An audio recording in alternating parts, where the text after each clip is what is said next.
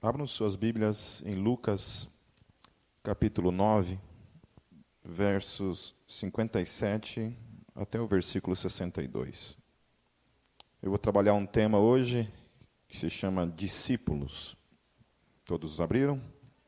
Então diz assim: Quando andavam pelo caminho, um homem lhe disse: Eu te seguirei por onde quer que fores.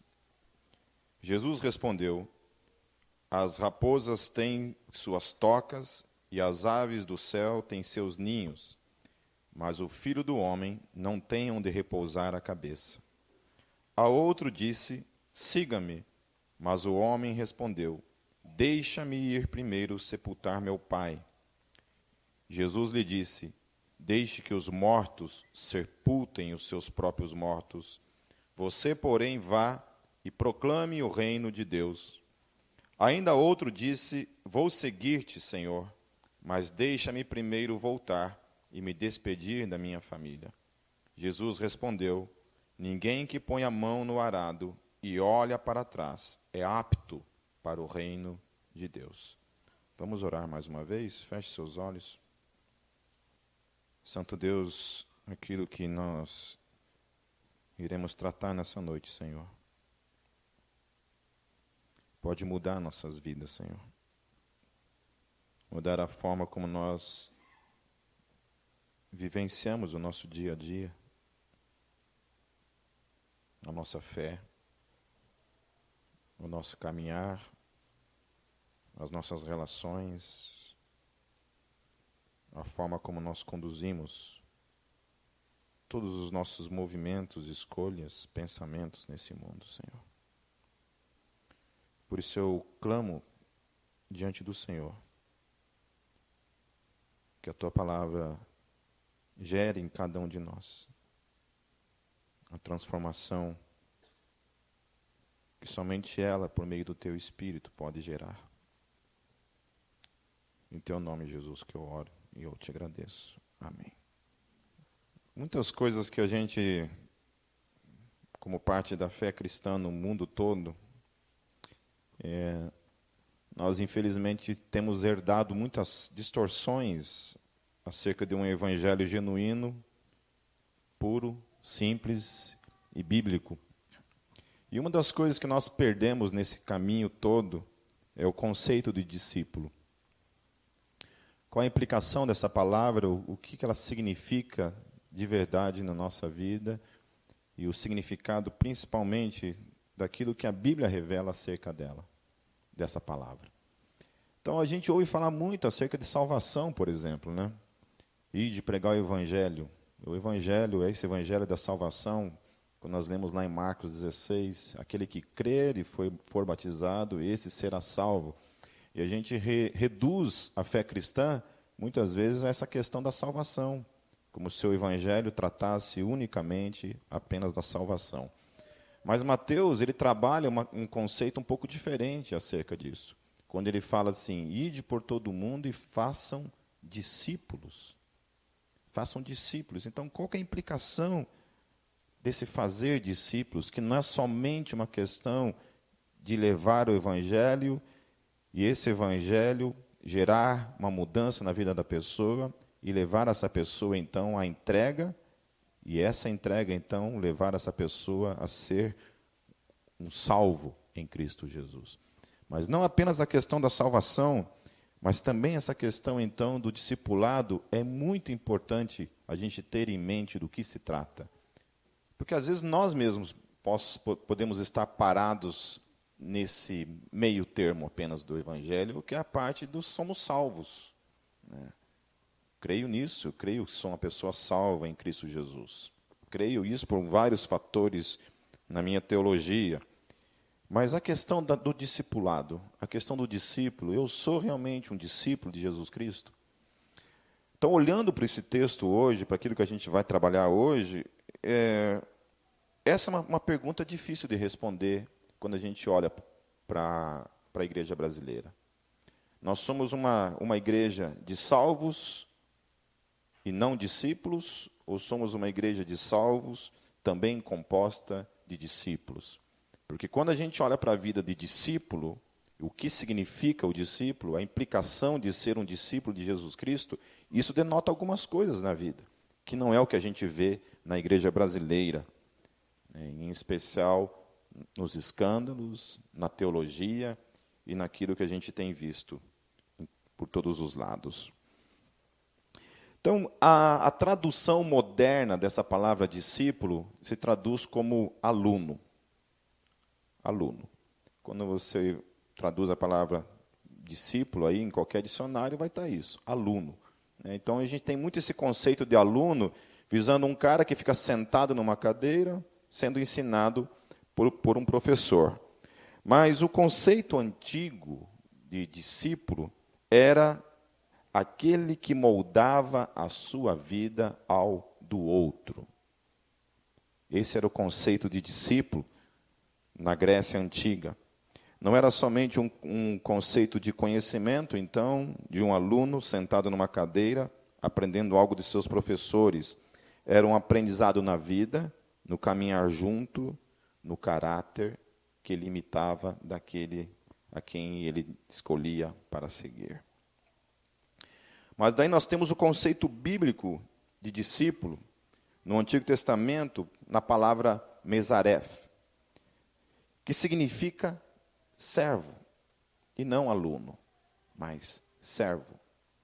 Então a gente vai, nessa noite, trabalhar muito esse conceito, que é o conceito bíblico, que não é esse conceito moderno de aluno.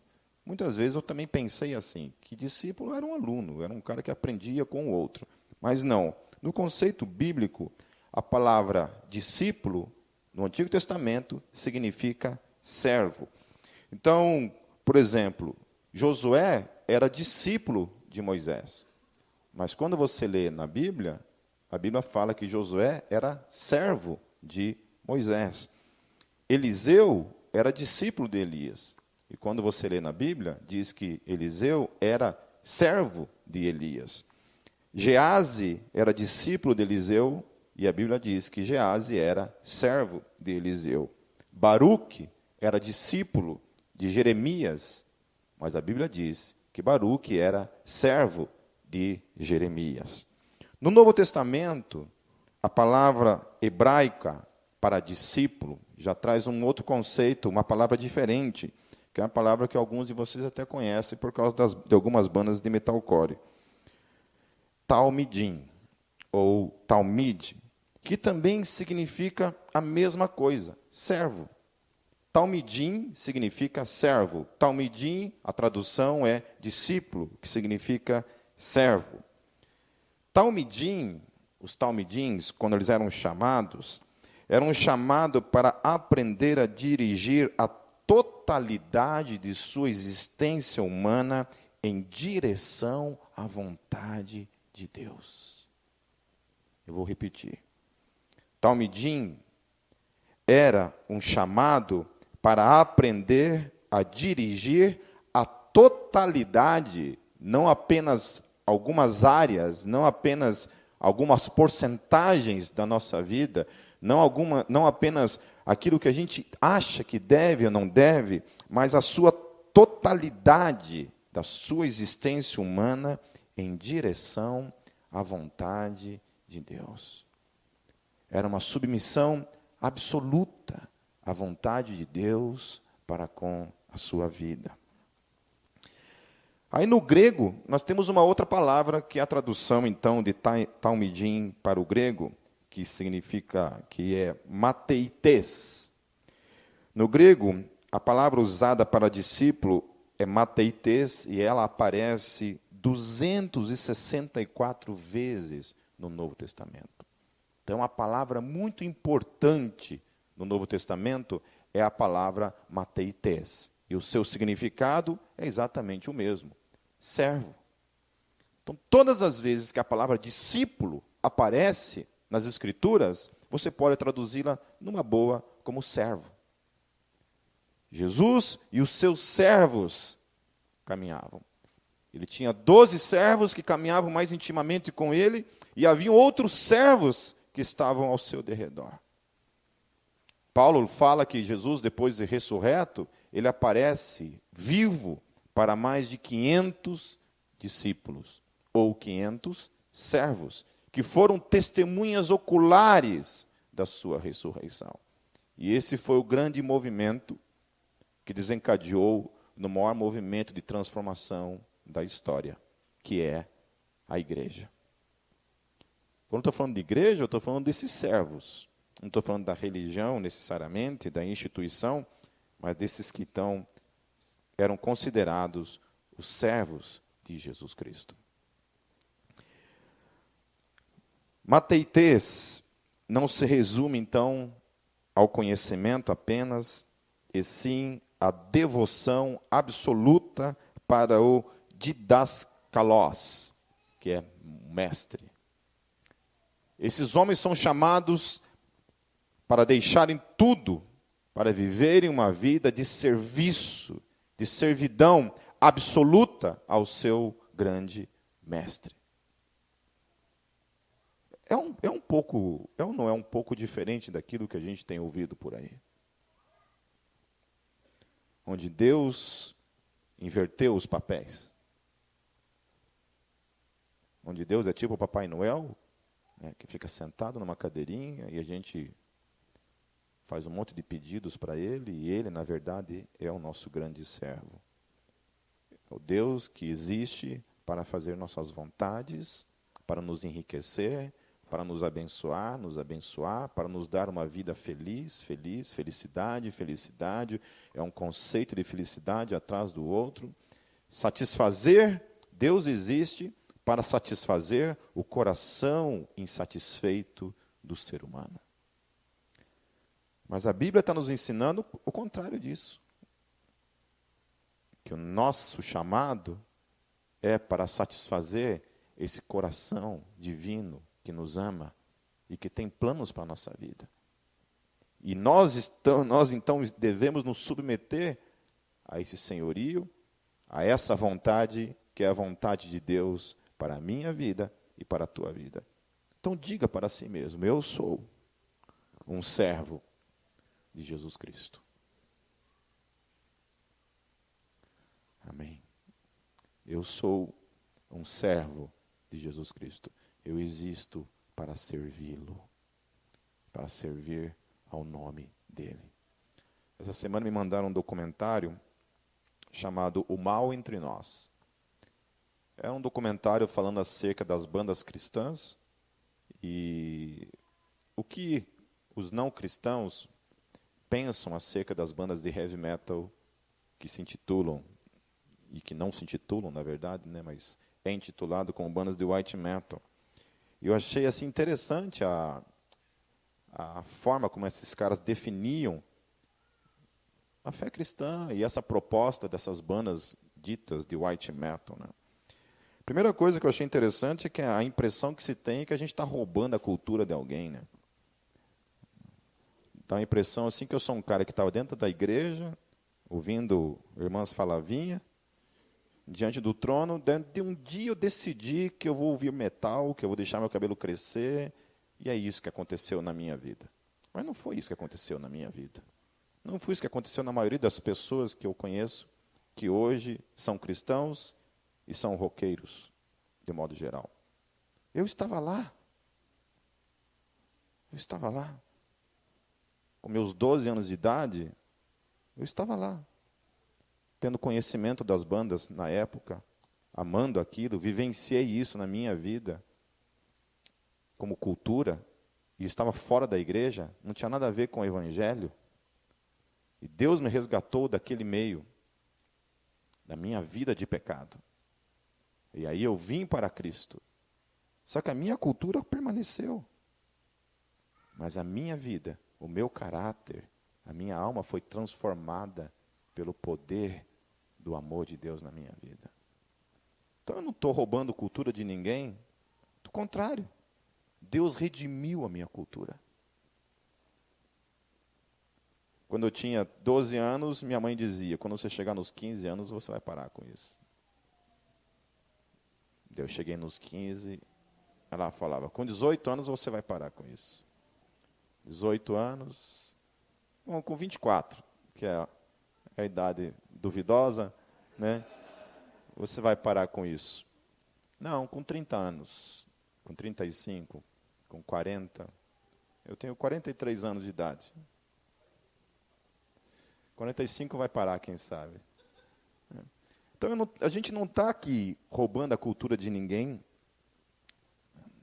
Quando eu me converti, eu comecei a tocar numa banda de hardcore, criei uma banda de hardcore cristã, porque eu tocava hardcore antes de me converter. Não inventei algo, eu era isso, eu vim do meio, eu estava ali. Agora, tirando essa idiotice, então, de que nós estamos roubando a cultura de alguém, esse lugar ele existe justamente para redimir a cultura. Para dizer para o roqueiro, não é esse o problema. O problema não é uma distorção, não é tatuagem, não é piercing. O problema é o coração humano. E aí esse é um detalhe que deixa muito explícito nessas entrevistas, nesse documentário, onde os caras falam assim, eu não sirvo a ninguém. Jamais você verá eu me prostrando diante de um Deus. Que o cristianismo é uma religião que aliena, e eu pergunto que tipo de alienação o cristianismo traz para a minha vida e para a tua vida. Amar a esposa, amar os filhos, amar o próximo, viver uma vida digna, isso é alienação. Qual é o contrário, então, dessa alienação? Eu viver uma vida de prostituição, nas drogas, na mentira. Se ser alienado, então, é viver essa vida digna que Deus tem operado nas nossas vidas, eu quero morrer alienado, então. Em nome de Jesus.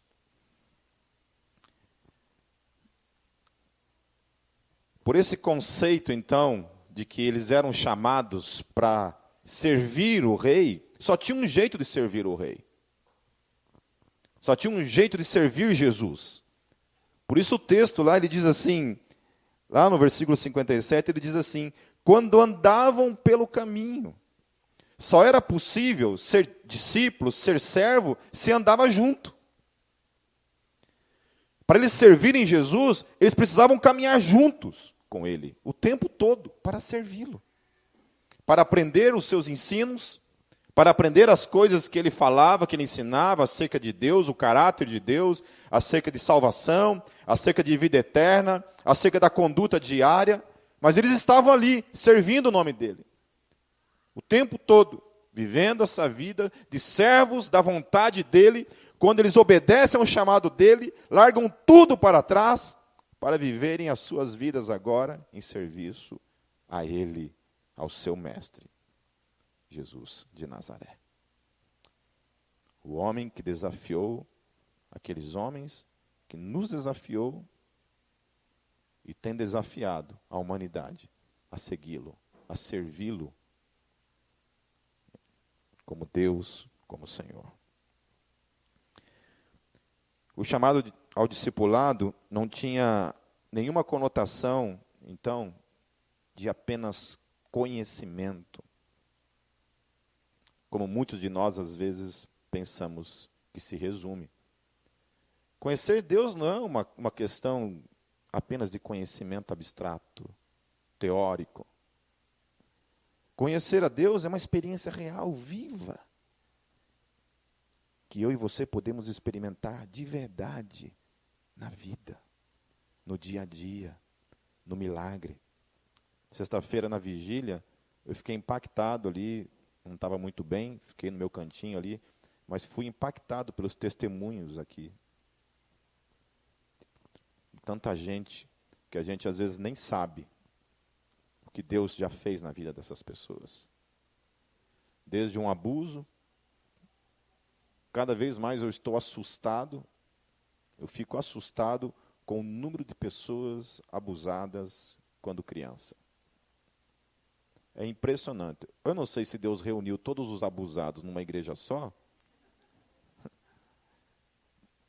mas como eu conheço gente que passou por essa tragédia.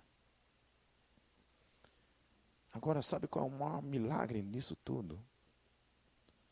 É você ouvir da boca de uma pessoa que foi abusada quando criança dizer, eu perdoei.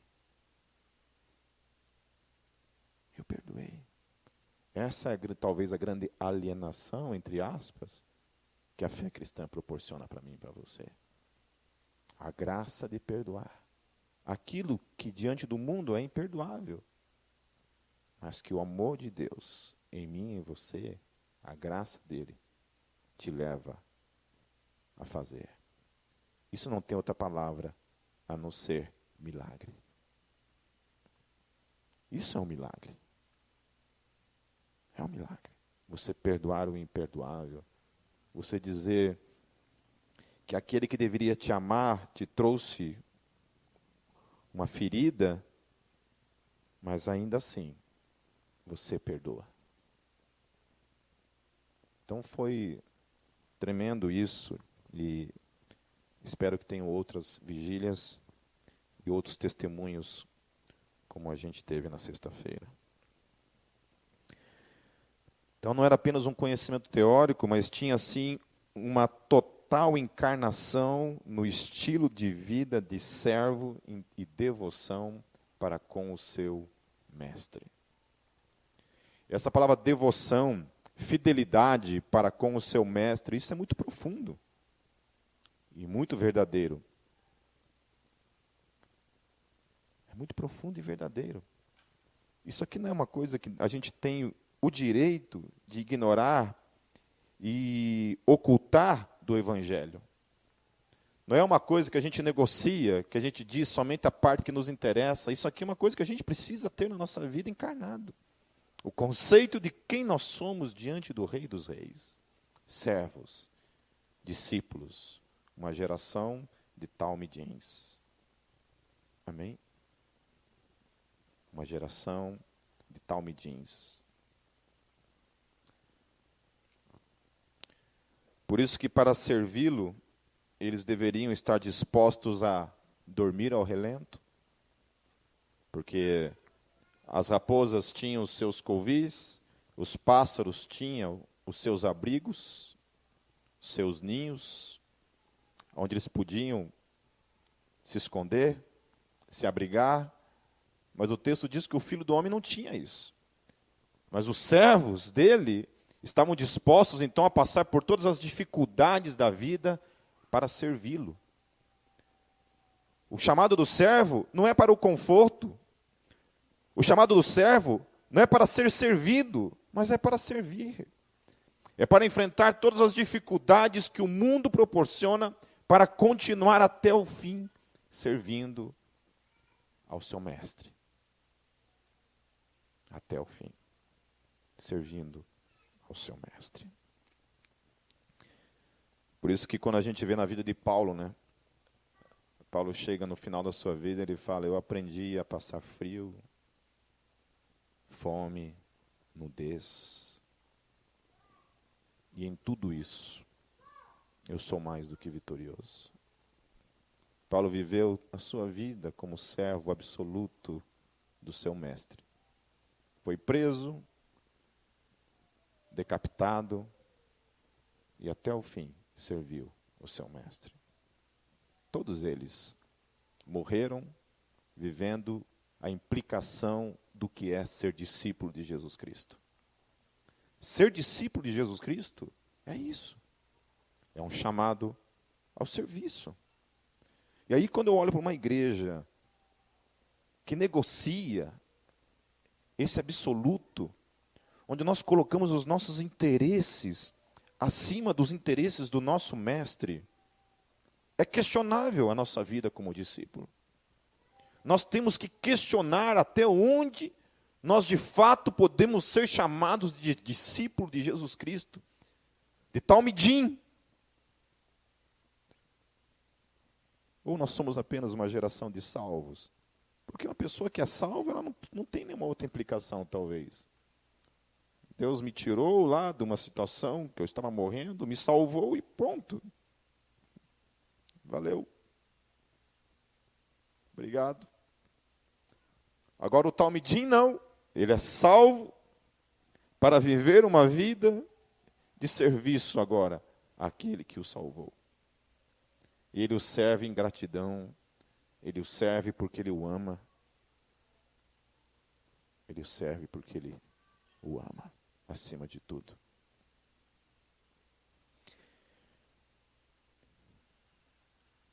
Eles eram perseguidos não por causa do seu ensino, mas eles seriam perseguidos por causa do nome dele, por causa de suas vidas em serviço. Quando eu olho para a igreja brasileira, e olho para a vida de cada um de vocês, que a gente conhece um pouco de cada um, eu fico vendo as estratégias do diabo cercando, tentando matar, tentando roubar, tentando destruir. Eu postei um texto essa semana falando sobre casamento, os passos que destroem um casamento. E às vezes aquilo ali também pode ser aplicado não somente para o casamento, mas pode ser aplicado na vida de um solteiro também. Num namoro. Quando aqueles passos são seguidos, nós vamos deixando Deus de lado. Eu vejo jovens que estavam aqui toda quarta-feira na reunião de oração e vão deixando de vir, a coisa vai se afastando. Eu vou deixando a minha vida de devocional, minha vida de oração, minha vida de busca. A segundo passo, eu vou deixando de estar em comunhão com os irmãos, o culto, não quero mais estar no culto, venho, sei lá, o culto começa às 6 horas da tarde, eu chego às 6:30. Esse momento de louvor, de entrega, não é importante. E assim vai indo. Aí o terceiro passo, a gente vai virando hipócrita, a gente abraça o pecado na nossa vida e vive abraçado nele, a gente não consegue mais nem confessá-lo, porque agora já virou meio que vida de malandro, vida de sem vergonha. Até que finalmente a gente sucumbe. E às vezes não tem volta. Às vezes, tragicamente, não tem volta.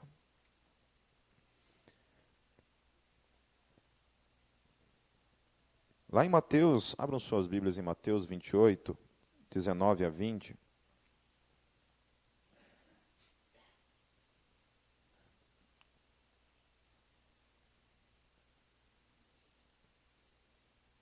Diz assim o texto: Portanto, vão e façam discípulos de todas as nações, batizando-os em nome do Pai, e do Filho e do Espírito Santo, ensinando-os a obedecer a tudo o que eu lhes ordenei.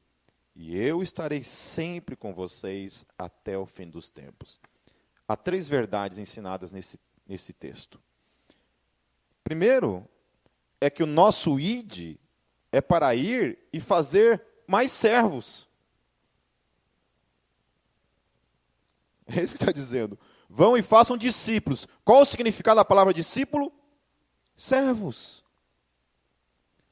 Vão e formem outros servos, outras pessoas que estão dispostas a servir o meu nome. Pessoas que estão dispostas a morrer por causa do meu nome. Esse é o chamado. Por isso que o chamado do discipulado é para poucos. Esse número exorbitante que a gente tem de evangélicos nesse país e católicos não significa absolutamente nada diante disso.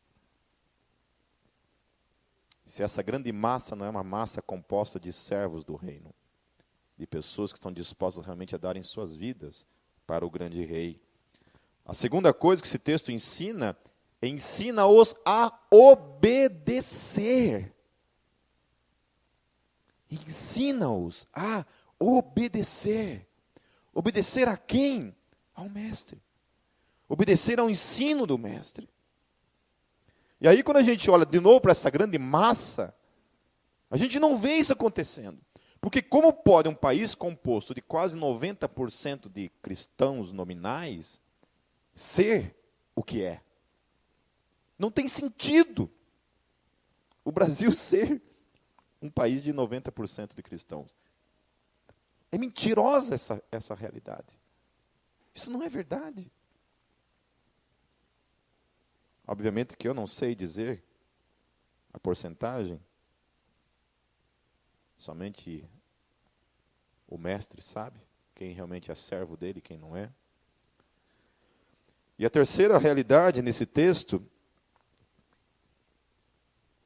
é que só era possível isso continuar acontecendo por causa de uma promessa que ele dá ali. Lembra que eu falei que o chamado é para servir o mestre? Como é que eles faziam discipulado? Caminhando com quem? Com Jesus. Caminhando com o mestre. E olha o que Jesus diz ali. Olha o que ele fala lá. Eu estarei sempre com vocês. É possível, então, nós continuarmos essa vida de serviço a Ele, porque Ele está presente. Está aqui, agora, nesse momento. Ele está aqui. Em mim e em você. Por meio do seu Espírito que habita em cada um de nós. E aí, como é que eu vou servir esse rei que está aqui, ao qual eu não posso vê-lo? Servindo vocês. Vivendo essa vida de discípulo, que serve ao mestre e serve uns aos outros, porque ele está presente. Quando eu estou servindo o meu irmão, eu estou servindo a ele. Quando eu estou servindo o meu irmão, eu estou sendo um discípulo do meu irmão. Servindo a ele. Servindo o Rei dos Reis. Eu quero ler um último texto, em Atos 2. Agora anotem a encarnação dessa realidade quando a igreja nasce. Quando nasce a igreja na história, que é logo depois do Pentecostes, olha o que acontece, a partir do versículo 41. Diz assim: os que aceitaram a mensagem foram batizados, e naquele dia houve um acréscimo de cerca de 3.000 pessoas. Eles se dedicavam ao ensino dos apóstolos e à comunhão, ao partir do pão e às orações. Todos estavam cheios de temor, e muitas maravilhas e sinais eram feitos pelos apóstolos. Todos os que criam mantinham-se unidos e tinham tudo em comum, vendendo suas propriedades e bens, distribuíam a cada um conforme a sua necessidade. Todos os dias continuavam a reunir-se no pátio do templo, partiam o pão em suas casas e juntos participavam das refeições, com alegria e sinceridade de coração, louvando a Deus e tendo a simpatia de todo o povo. E o Senhor lhes acrescentava todos os dias os que iam sendo salvos. Então, por que comunhão, então? Por que eles se mantinham em comunhão? Porque só é possível a vida de discípulo em comunhão. Não é possível a vida de discípulo fora da comunhão. Essa é uma verdade. Por que não tem como eu ser discípulo fora da comunhão? Porque a quem eu vou servir fora da comunhão? A não ser somente a mim mesmo. Por isso é importante você perseverar na comunhão dos santos, que é um dos fundamentos do credo apostólico. Creio na comunhão dos santos. Creio na comunhão dos santos. Estar em comunhão. Lutar contra todos os sentimentos, frustrações preguiças que eu muitas vezes tenho. Porque eu sou servo. Porque eu sou discípulo. E como discípulo, eu devo viver a minha vida, moldar a minha vida à vontade do meu mestre. E a vontade do meu mestre é que eu viva uma vida de comunhão. Comunhão com quem? Com o mundo? Não. Comunhão com os santos.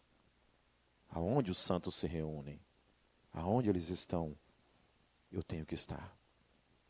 E viver uma vida de serviço de uns para com os outros. Eles aprenderam esse princípio logo no início. Quando a igreja começa, eles já entenderam. Porque é uma igreja formada de discípulos, de pessoas que se amavam e queriam estar juntos. Então a segunda coisa é essa realidade. De que nós só podemos estar juntos, prestando uma vida de serviço um ao outro. Quando você não vive uma vida de serviço ao outro, isso aqui se torna chato. Tem uma hora que a coisa enjoa mesmo. Tem uma hora que a coisa perde a graça. Porque eu não consigo mais viver uma vida de satisfação para comigo mesmo. Uma hora, uma igreja local, ela deixa de satisfazer os seus desejos pessoais. Uma igreja local deixa de fazer os planos pessoais. Que eu vou numa igreja, eu sou impactado pelo louvor, aquilo me faz um bem. Aí a palavra impacta a minha vida, aquilo me faz um bem. É bem, é para mim, é para mim, é para mim. Mas se isso não se manifestar numa vida de serviço ao outro, chega uma hora que o negócio enjoa. Tem uma hora que o meu coração desejoso de satisfação precisa de outra coisa. Ele vai para outras esquisitices. É possível ter coisas mais esquisitas que a Gólgota na face da terra. De verdade. E infelizmente tem muito. E a terceira e última coisa é que eles tinham um desejo tão grande de viver uma vida de discipulado um para com o outro, de servir ao outro, que eles eram capazes de vender tudo, de vender os seus bens, porque amavam o outro. Eles não viviam uma vida de ajuntamento de bens. Que é um pouco diferente, né? Daquilo que a gente tem ouvido. O Evangelho diz: viva uma vida de serviço. Os teus bens são para o outro, são para abençoar a vida do outro, para abençoar o reino, para suprir a necessidade do outro, para suprir o reino. A gente vem do outro lado um Evangelho que fala: não. O Evangelho é para suprir você, 100% você. E por aí segue. Concluindo, o chamado para ser um talmidim é um chamado para amoldar a vida do nosso Mestre, Jesus Cristo de Nazaré. É um chamado à obediência total e absoluta para com o nosso grande Rei e Senhor. Porque Ele nos garantiu, meus queridos. Ele nos garantiu. E por causa dessa garantia, nós só temos duas opções. Ou nós damos as costas para Ele, ou nós encaramos a nossa vida de discípulos dEle até o fim dos nossos dias nesse mundo. E a promessa dEle consiste, então, eu estarei sempre com vocês. Eu estarei sempre com vocês até o fim dos tempos. Até o fim dos tempos. Até o fim dos tempos. Ele nos prometeu que estaria conosco. Por isso, até o fim, se Ele está presente, até o fim, eu devo viver a minha vida de discípulo, de servo. Amém. Feche seus olhos. Senhor, eu quero pedir por cada um, Deus, que está aqui nessa noite. Todos, em absoluto, Deus. Todos que estão aqui e por todos que não puderam estar aqui e por todos que ouvirão, Deus, essa palavra. Que essa palavra gere em nós, Deus, transformação absoluta, Deus.